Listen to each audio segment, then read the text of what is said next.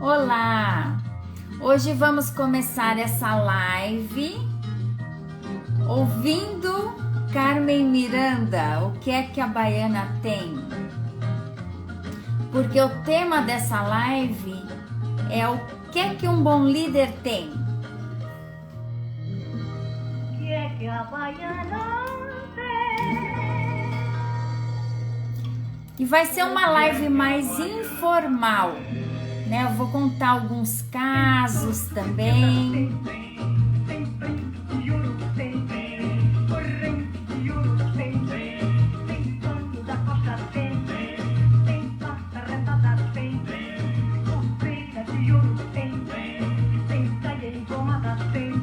Sejam todos bem-vindos.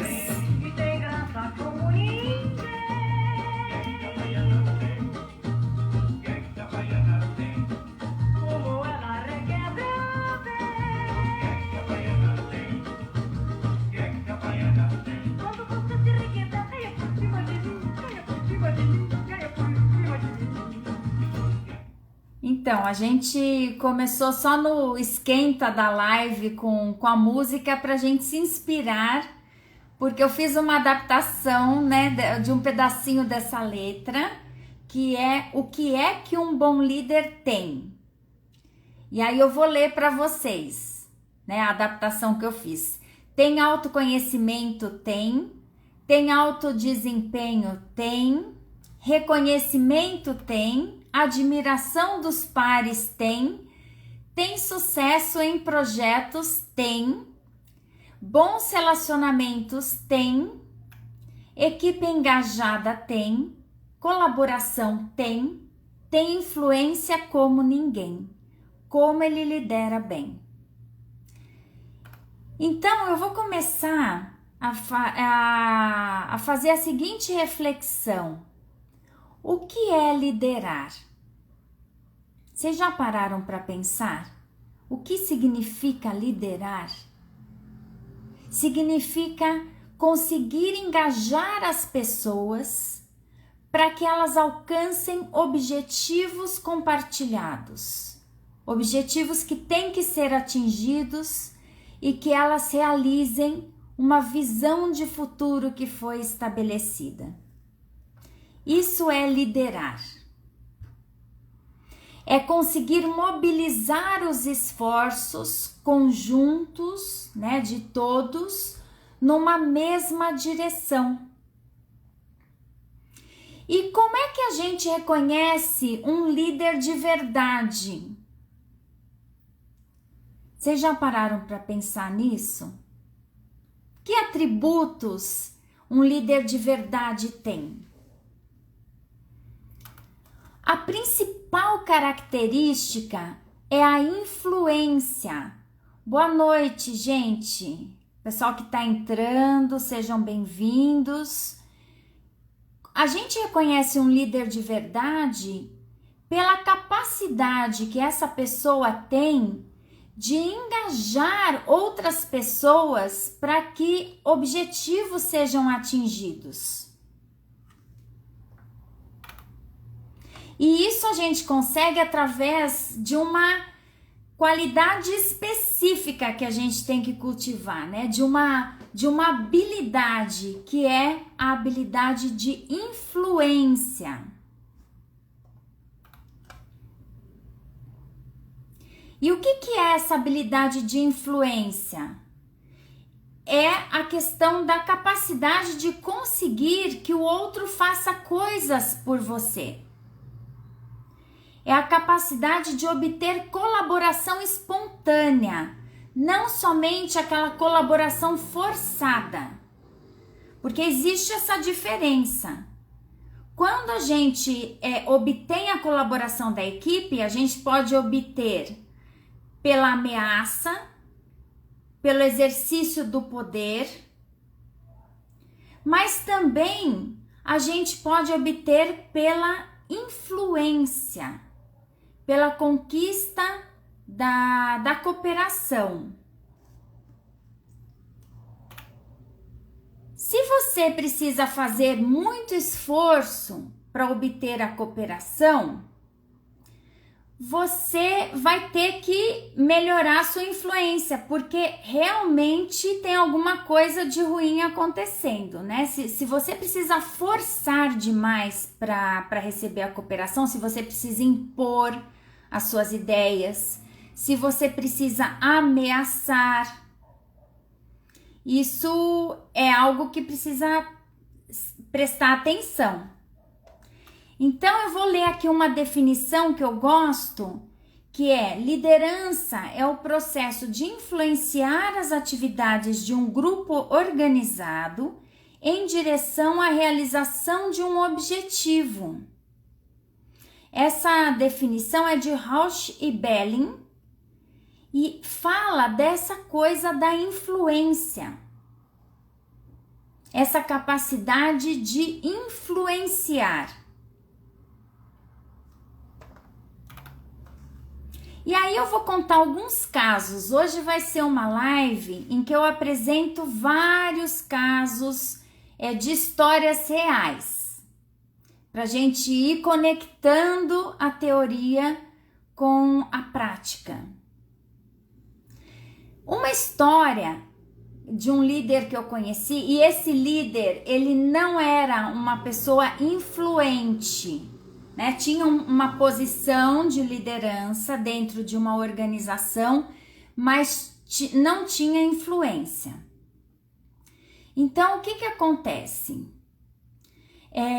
Esse líder, ele impunha as suas decisões pela força, usando o cargo que ele tinha, usando o poder do cargo. Mas ele não era uma pessoa influente. E o que aconteceu, né? As pessoas, né, no começo acabavam aceitando, se submetendo às vontades e decisões dele, até que ele foi perdendo força e ele acabou perdendo a posição. É muito difícil a gente se sustentar numa posição de liderança se a gente não tem e não se dedica a fortalecer a nossa influência. Teve um outro líder que eu conheci, que é um líder ao contrário, é um líder admirável. Ele entrou, assumiu uma posição importante dentro de uma organização. E o primeiro passo que ele deu foi no sentido de cultivar os relacionamentos, ir se aproximando das pessoas, fazendo com que as pessoas se sentissem importantes e valorizadas, procurando entender a história da organização, procurando se situar antes de tomar qualquer decisão. E essa pessoa, ela investiu bastante tempo no relacionamento com pessoas de influência dentro dessa organização. Resultado, essa pessoa conseguiu fazer tudo o que ela queria, conseguiu implantar os projetos mais importantes dentro da gestão dela, porque ela tinha o apoio de outras pessoas. Então, o bom líder, ele tem influência como ninguém. E você não precisa estar formalmente num cargo de liderança para precisar de liderança. Não sei se vocês já pensaram nisso também. Às vezes a gente não é responsável por gerir pessoas, mas em algum momento da nossa carreira a gente vai assumir responsabilidades por projetos, por exemplo, e esses projetos também requerem a sua capacidade de influenciar pessoas, porque sem isso é muito difícil você conseguir implantar qualquer coisa. Realizar coisas complexas e relevantes dentro da organização, para você conseguir fazer isso, você precisa de influência. Já pararam para pensar sobre isso? Tem uma frase que eu gosto muito, que é muito improvável que você consiga obter sucesso em algo relevante sozinho. E para você ter ajuda, cooperação, você precisa da influência. E aqui eu vou convidar vocês a fazerem um pequeno teste rápido de influência. São 3 perguntas. Quem tiver perto de papel, caneta, né, já corre, pega. Então, a primeira pergunta, e são 3 alternativas. A primeira pergunta: quando você recebe um não de alguém, qual é a sua reação mais comum? Letra A, aceita e desiste. Então, diante do não, você aceita e desiste. Essa é a letra A. Letra B, traz argumentos para convencer a outra pessoa da sua posição. Essa é a letra B. Anote a que com a qual você mais se identifica. E C, primeiro tenta entender as razões da recusa e depois apresenta os seus argumentos. E aí, gente, o que vocês acham que é a alternativa com maior influência, com maior potencial de influência? Nessa questão, a alternativa, né, em termos de comportamento, que aumenta suas chances de influência é letra C. Então, diante de um não, primeiro você tenta entender as razões da recusa e depois apresenta seus argumentos. Segunda questão: como você é nos relacionamentos com as pessoas com quem trabalha?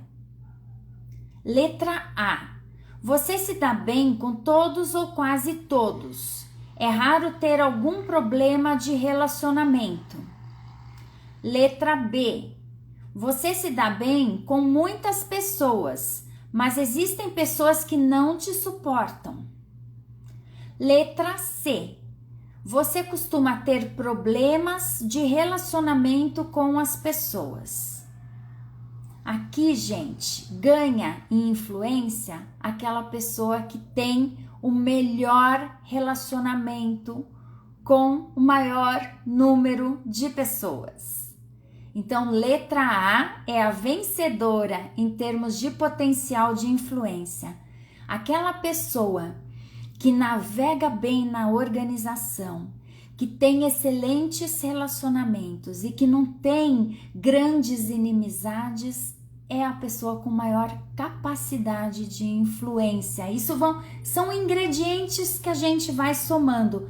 Não é só se relacionar bem, né? Precisa saber convencer a outra parte, né? Precisa de outras coisas, mas nessa questão tem mais chance aquela que tem o melhor relacionamento.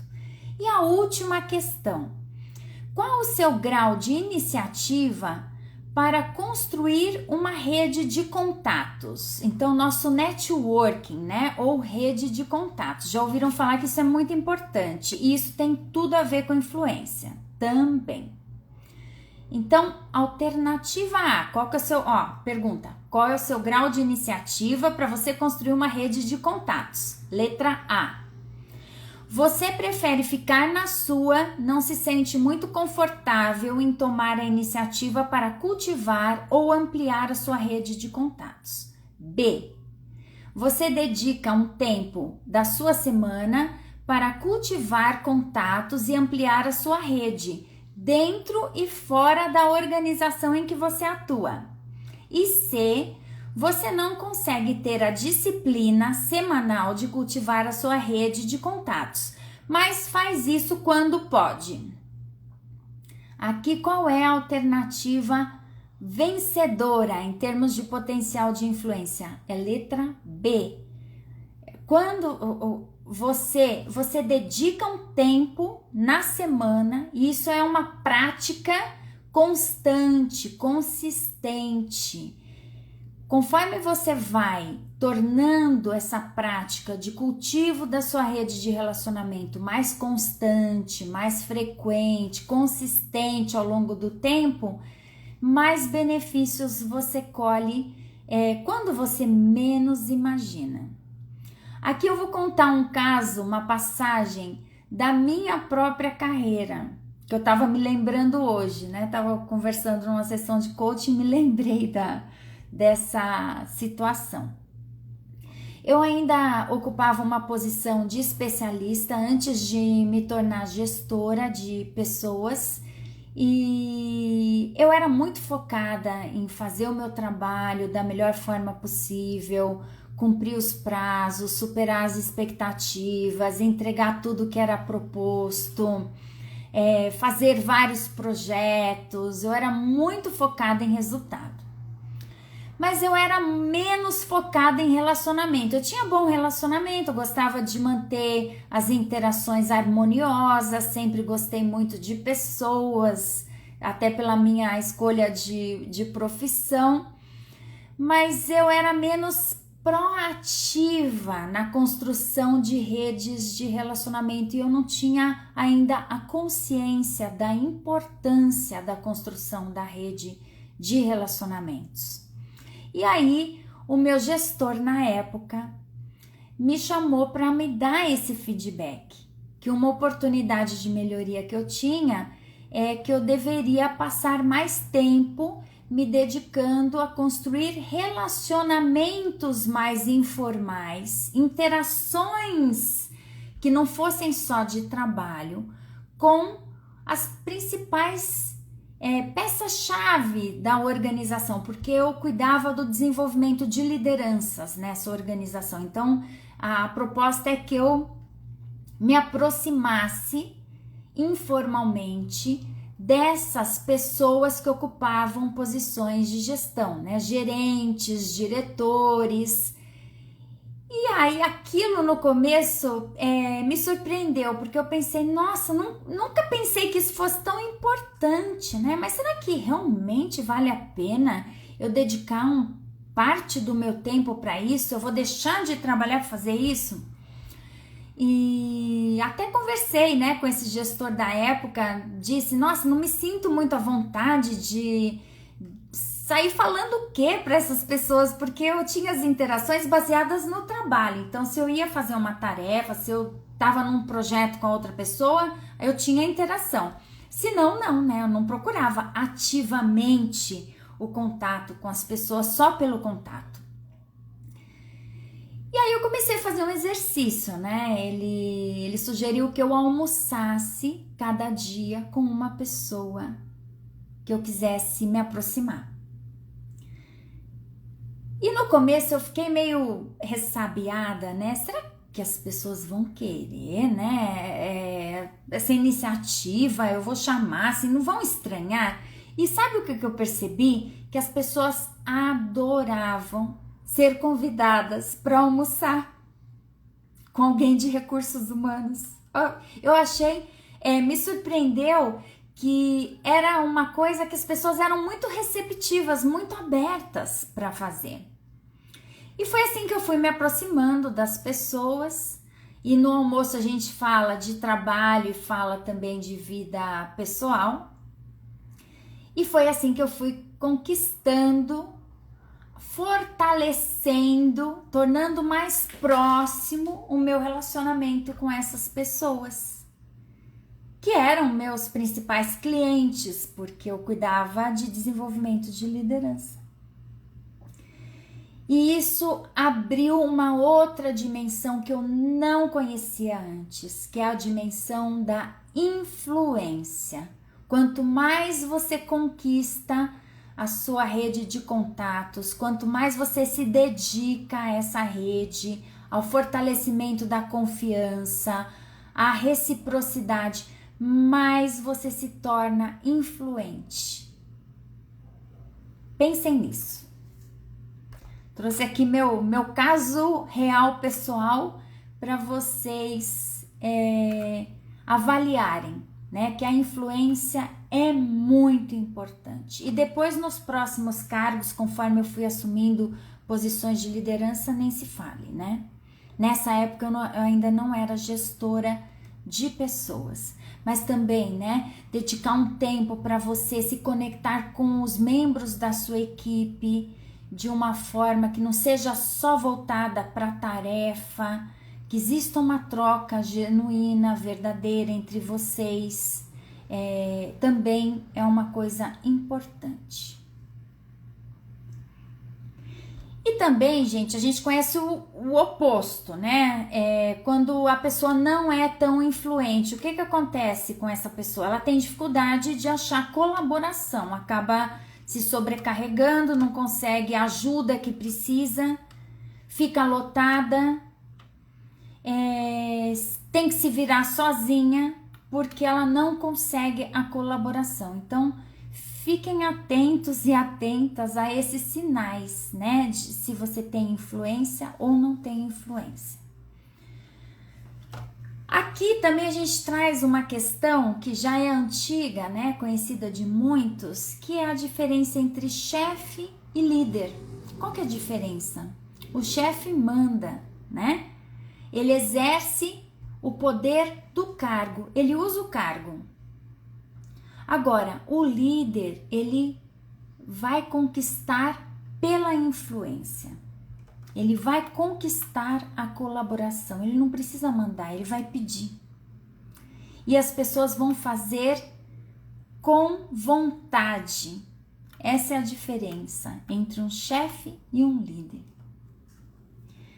E quando um líder tem influência, o que a gente observa de forma concreta? A equipe que está engajada, os projetos que saem, os objetivos que são propostos são cumpridos, existe alto desempenho, tanto da parte do líder como da equipe, porque alto desempenho na liderança não significa só você ter alto desempenho. Se você é um gestor de pessoas, o seu alto desempenho, ele depende do alto desempenho da sua equipe. Não faz sentido você ter alto desempenho e a sua equipe tá miserável, né? Tá de baixa performance, tem um monte de problema, gente desmotivada, insatisfeita, gente com pouca qualificação, mas você tem alto desempenho. Não, gente. Um gestor de pessoas só tem alto desempenho quando a equipe está em alto desempenho.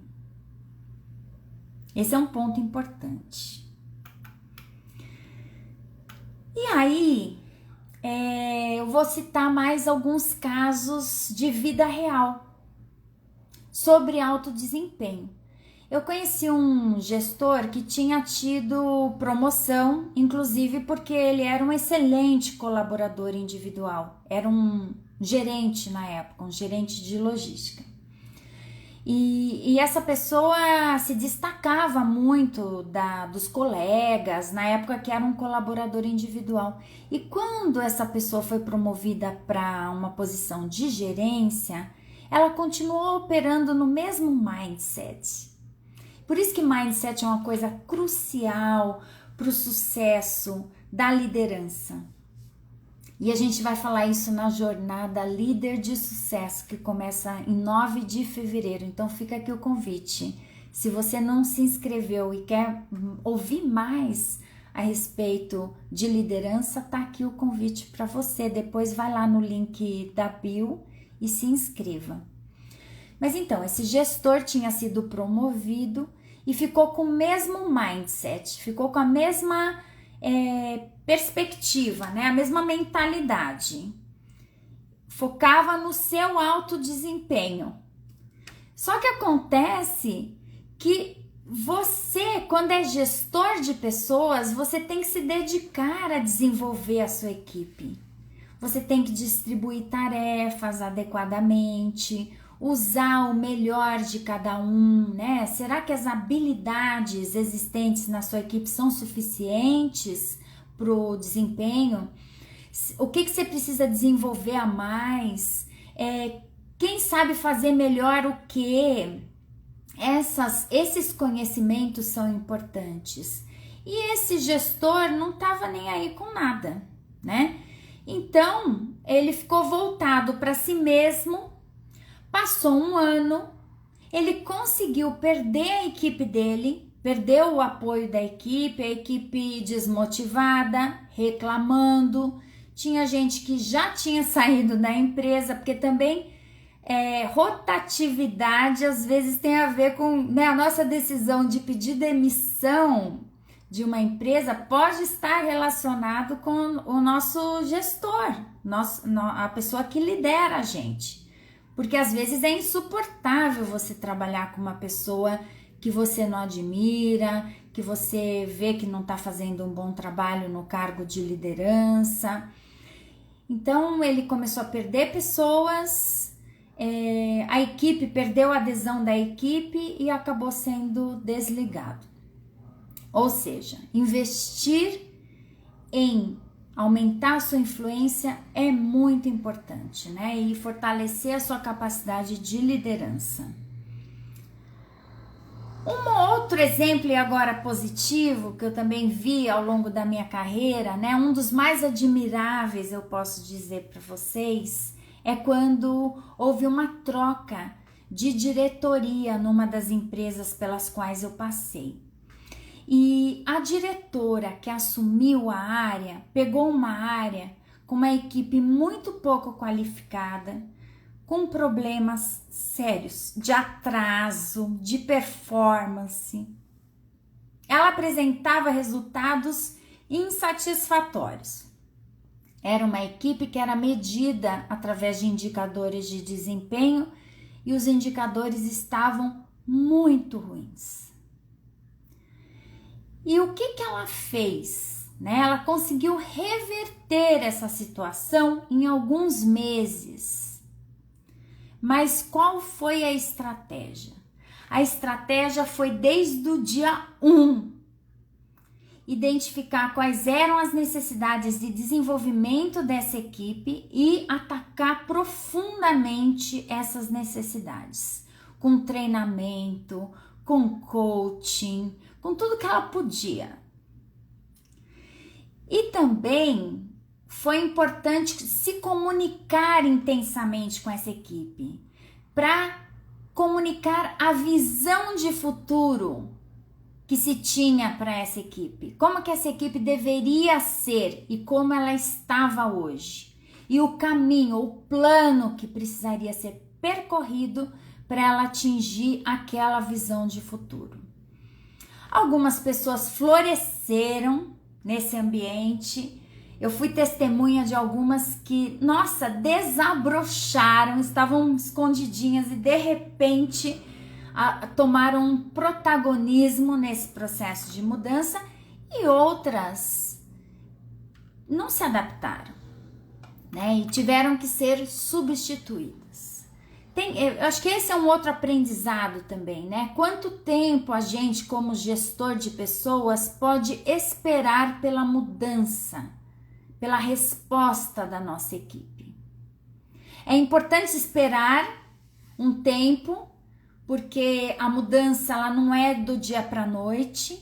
Se a gente está desenvolvendo competências comportamentais, muito menos, né? Tem que esperar uns 6 meses. Mas a gente talvez não possa esperar 2 anos. E talvez não valha a pena esperar 2 anos. Talvez não seja saudável nem para você, gestor, nem para essa pessoa, né, que não está conseguindo responder, se adaptar. E talvez ali não seja o melhor lugar para ela. Então essa é o caso aí de sucesso. E essa pessoa fez uma mudança tão grande na equipe que ela adquiriu, né? Ela recebeu muito reconhecimento, projeção na empresa, porque isso acontece também, né? Quando a gente lidera bem, a gente recebe reconhecimento. E aí, falei de várias coisas, né? Daquela brincadeira inicial da música, né? O que o líder tem. Voltando lá um pouco, né?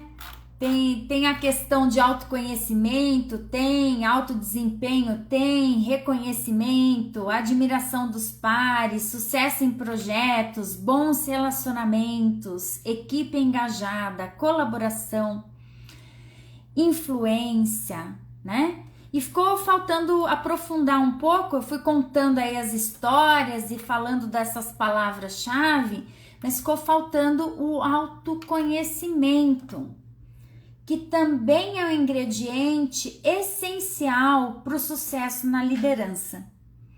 Tem um artigo que eu adoro e não perdeu a atualidade até hoje, que é O que faz um líder, do Daniel Goleman.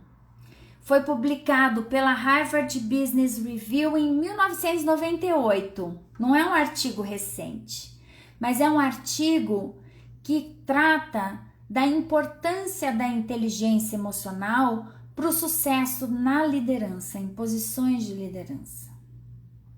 E quando a gente fala de inteligência emocional, a gente está falando de 4 ingredientes fundamentais: autoconsciência, autorregulação, empatia e habilidades sociais. E eu vou falar um pouquinho de cada um. Então, autoconsciência é essa capacidade que alguns têm mais do que outros de reconhecer as suas próprias emoções, os seus estados de ânimo, seus humores, as suas forças e fraquezas, o que os motiva ou desmotiva, né? Os motivadores. E também perceber qual que é o impacto disso, né? Da expressão das suas emoções, do seu humor, né? O impacto das suas forças e fraquezas sobre os outros.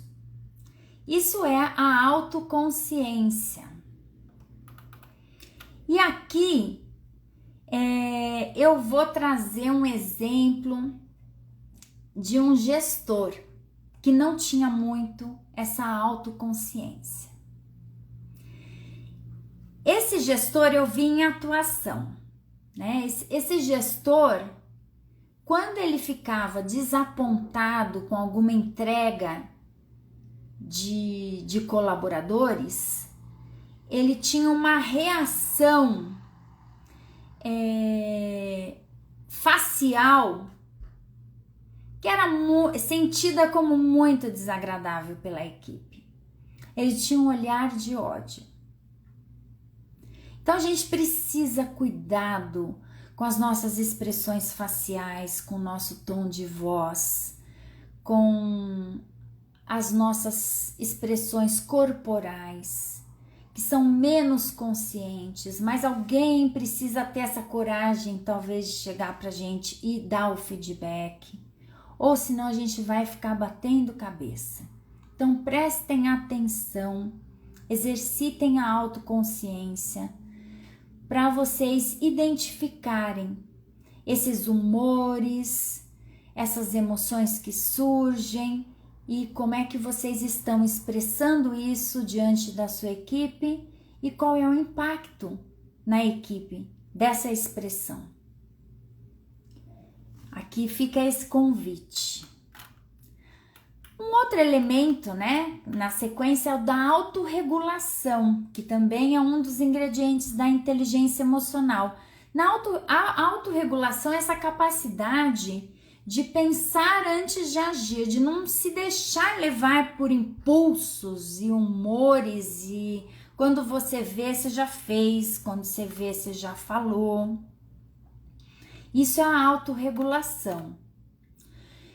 E aí, em termos de autorregulação, um exemplo típico é quando o gestor perde o autocontrole, quando ele grita, quando ele ofende, né? Isso mostra um problema de autorregulação. A empatia é o terceiro ingrediente da inteligência emocional, essa capacidade que a gente tem, e assim, uns mais, outros menos, né? de compreender a situação de outras pessoas e tratar as pessoas de acordo com seus estados emocionais, né? A empatia também remete ao acolhimento. Será que a gente consegue acolher as demonstrações, as reações emocionais do outro? Então a empatia é isso, né? Essa capacidade de compreender a situação de outras pessoas, mesmo que você não esteja na mesma situação e não precisa sentir igual a outra pessoa. Não é se perder nas emoções das outras pessoas. Aqui eu queria trazer um exemplo que na minha vida foi um ícone de empatia. Meu último gestor do mundo corporativo. E olha, eu confesso para vocês que como eu trabalhei com muitos executivos, né, de alta administração, posso dizer que a empatia é um item raro nesse nível de pessoas, né, nos altos níveis executivos. Mas ele faz toda a diferença. Eu tive um gestor que tinha uma empatia, uma capacidade de empatia impressionante. Eu ficava assim, chocada até, né? Às vezes, com a capacidade de empatia que essa pessoa tinha. E aí a empresa foi comprada, né? A empresa comprada já gera uma insegurança, né? Geral, né? Na equipe. A empresa tinha sido comprada e a gente estava numa fase que muitas coisas não podiam ser ditas, nem feitas, é uma fase de quarentena que se chama. E esse gestor, ele veio até a equipe e comunicou, né? Olha, como vocês sabem, a empresa foi comprada. Há coisas que eu não posso comunicar, tem coisas que eu não sei, não vou comunicar porque eu ainda não sei. E tem coisas que eu posso dizer, que eu já sei, que eu tô liberado para dizer. Então, o que eu posso garantir para vocês é que eu não vou mentir. Eu vou dizer se eu posso dizer ou não. E o que eu puder dizer, eu vou dizer. E eu sei que essa situação é uma situação delicada, mas eu peço a compreensão de vocês, a paciência. Aquilo me marcou profundamente, porque era uma pessoa muito madura falando. E ele conseguiu, num momento de muita delicadeza, de muita instabilidade também na equipe, ele conseguiu manter a equipe o mais calma possível. E a confiança, ele manteve a confiança de que ele não contaria histórias que não fossem verdades. Então esse é uma lembrança que eu tenho com muito carinho, que eu guardo, né? De um gestor admirável que eu tive em termos de empatia. E aí, para terminar os ingredientes da inteligência emocional, as habilidades sociais, né? Que é essa capacidade que alguns têm mais do que outros também, de construir redes de contato, gerir relacionamentos, estabelecer rapport positivo, né? Interações positivas com os outros. E aqui eu trago o exemplo de um executivo de vendas com quem eu trabalhei e era excepcional nisso. Era impressionante a quantidade de pessoas que existiam na rede de relacionamento dessa pessoa. E muitas com essa proximidade a ponto de querer fazer uma troca, né? Uma troca de cooperação, querer ajudar. Então ele acionava essa rede e tinha muito boas respostas. Isso é que é bacana, né? Quando a gente vê a questão da habilidade social atuante, né? Bom, é isso, gente. Espero ter respondido um pouco aí dessa pergunta: o que é que um bom gestor tem, né? Um bom líder tem. E fica aqui o convite para vocês participarem da jornada Líder de Sucesso, que começa no dia 9 de fevereiro e que dura 7 dias, né? São 7 encontros, sempre às 8 da noite. Cada aula tem um tema específico que eu considero de muito valor para a liderança, né? Para o desenvolvimento da liderança. A primeira etapa da jornada vai ocorrer no Instagram, vai ser aqui, né? Do jeito que a gente está hoje. E os últimos 3 dias da jornada vão ocorrer no YouTube. Então é importante que vocês se inscrevam, porque o link do YouTube somente estará disponível para os inscritos. E também é importante que vocês se inscrevam para receber os avisos. Olha, a live está começando. Também a gente divulga materiais. A gente vai usar um teste, né, para avaliação de mindset num dos dias de aula da jornada. A gente publica depois por e-mail e no grupo de WhatsApp esse material, que é de uso exclusivo de quem tiver inscrito. Então, não percam essa chance, né? Se vocês querem se aprofundar no tema da liderança, fica aí esse convite, inscrições lá no link da bio. Boa noite!